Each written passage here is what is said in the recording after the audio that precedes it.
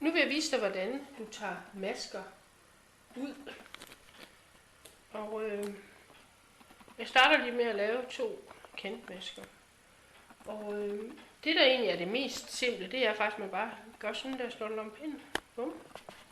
Og så strikker jeg den næste maske. Se, så nu er der blevet lavet en maske her imellem. Så nu har jeg 4 masker på min pind. Nu kører jeg så lige lidt videre her. Så kan jeg også gøre det, at jeg samler en maske op her fra den foregående pind her, og strikker den. Det giver et hul. Jeg kan også gøre det, at jeg på samme måde tager min maske hernede. Og jeg lige have fat i den rent. Så putter jeg den op på min pind her. Og så vender jeg lige masken lidt, så jeg har mulighed for at lave det, der hedder en drejet ret. Det vil sige, at jeg kører den vej ind. Se, så giver det ikke det der hul, som det gjorde før. Nu prøv at se det lige om et øjeblik igen, når vi kommer om på ret siden. Og en tredje måde, det er, at man, ligesom man vil strikke en maske nu, så i stedet for at løfte den af, så går jeg herom bagved og strikker ind i 2 masker i den samme maske. Og så strikker jeg lige et par kantmasker her igen.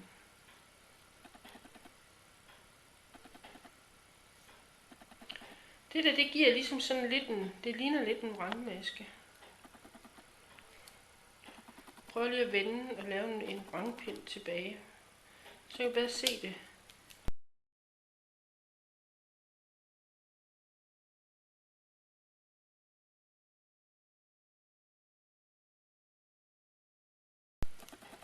Nu kommer jeg hen til den der maske, jeg bare lagde om pinden før, og det giver også et hul. Det er jo nogle gange, man gerne vil have, det skal være et hul, og andre gange vil man gerne skjule den så meget, som man nu kan som muligt. Så det vi kan se nu, det er, at her har vi taget en maske ud, hvor det har giver et hul. Og her har vi taget en maske ud, det var den, vi strikkede drejet ret sammen. Og herhen var det 2 i 1. Og det er så ligesom der, hvor den lægger den der lille lykke der, som ligner lidt en vrangmaske. Men det er klart, at vil man skjule noget, jamen så er det helt klart den der teknik, der er den bedste.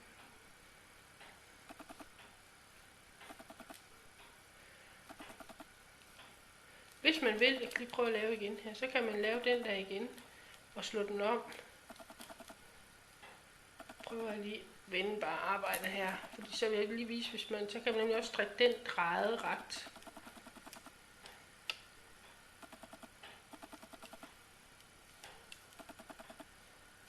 Så skal man bare have fat i den deromme fra.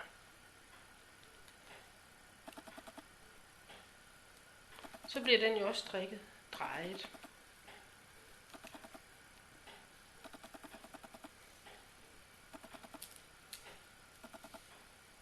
Og så bliver den faktisk lige så pænt som den anden. Eller gemt af vejen, om man vil. Det giver bare sådan et lille kryds i arbejdet.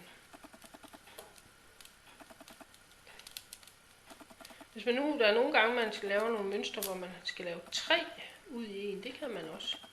Så har man det ligesom, om man vil strikke, så ligesom jeg viste det herhen, bare med 2, går man herom bagved.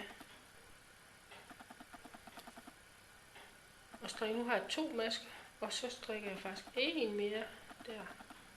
Så har jeg pludselig lavet 3 masker i 1 maske. Det er blandt andet den teknik, man bruger, når man skal lave pongponger. Det giver også ligesom den der vrangmaske igen.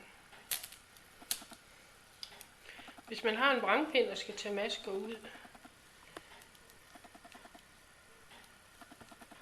jamen så plejer jeg egentlig også bare at tage den der, og så slå den om pinden.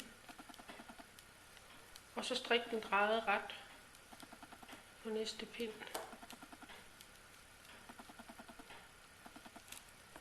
Man kan også vælge at tage den dernede fra, lægge den op, og så strikke den drejet, så man kan komme til det.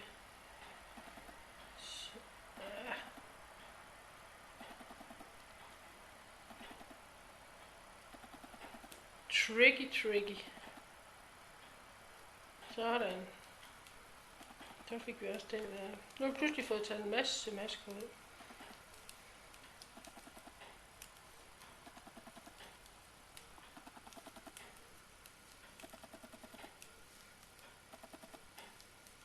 Så.